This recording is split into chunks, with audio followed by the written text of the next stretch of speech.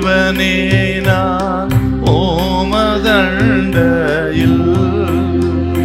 இன்னும் நெருங்கி சேர்வதே என் ஆவல் பூமியில்.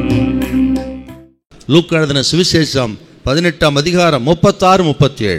ஜனங்கள் நடக்கிற சத்தத்தை அவன் கேட்டு இது என்ன என்று விசாரித்தான். நசரேனாகிய இயேசு போகிறார் என்று அவனுக்கு அறிவித்தார்கள். அப்பொழுது அவன், இயேசுவே, இயேசுவே, தாவீதின் குமாரனே, எனக்கு இரங்கும் என்று கூப்பிட்டான். இந்த எரிகோ வழி அருகே பர்திமேயு அமர்ந்து பிச்சை கேட்டு கொண்டிருக்கிறான். அந்த நேரத்தில் திரளான ஜனங்கள் நடந்து போகிற சத்தத்தை அவன் கேட்டு அங்கே இருக்கிறவரை பார்த்து இது என்ன அப்படின்னு கேட்டான். அவள் சொன்னார்கள், நசரேனாகி இயேசு போகிறார்.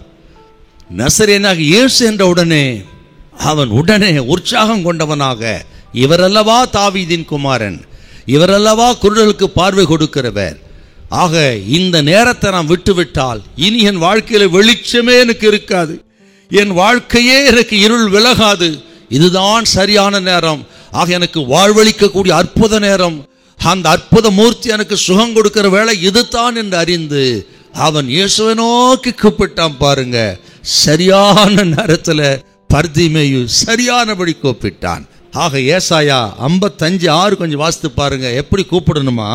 அவர் சமீபமாயிருக்கும் பொழுது அவரை நோக்கி கூப்பிடுங்கள், கண்டறியத்தக்க சமயத்தில் அவர் தேடுங்கள். ஆக இதுதான் சரியான தருணம். இதை விட்டா இனி எனக்கு வாய்ப்பே கிடைக்காது, என் வாழ்க்கையில் இதுவே கடைசி தருணம் என்று நினைத்து அவன் இயேசுவை நோக்கி கூப்பிட்டு பார்வையடைந்தான். பாருங்க. ஆனால் இப்படி கூப்பிட்ட பொழுது அங்கே இருந்தவர்கள் அப்படி கூப்பிடக்கூடாது என்று அதட்டினார்களாம். ஆக அவர்களுக்கு, அந்த கூட்டத்தாருக்கு இந்த பர்திமேயின் சத்தம் அவர்களுக்கு கசப்பா இருக்கிறது. ஆக தொந்தரவாக நினைக்கிறார்கள், பேசாத என்று அவனை அதட்டினார்களாம். அருமையானவர்களே, உங்களுடைய வேதனைகள், உங்கள் கூக்குரல், உங்களுடைய பெருமூச்சின் சத்தம் சுகமா இருக்கிறவர்களுக்கு, நன்றா இருக்கிறவர்களுக்கு தொந்தரவா இருக்கலாம், அது கசப்பாக நினைக்கலாம், ஒருவேளை உங்களை அருவருப்பாக நினைக்கலாம்.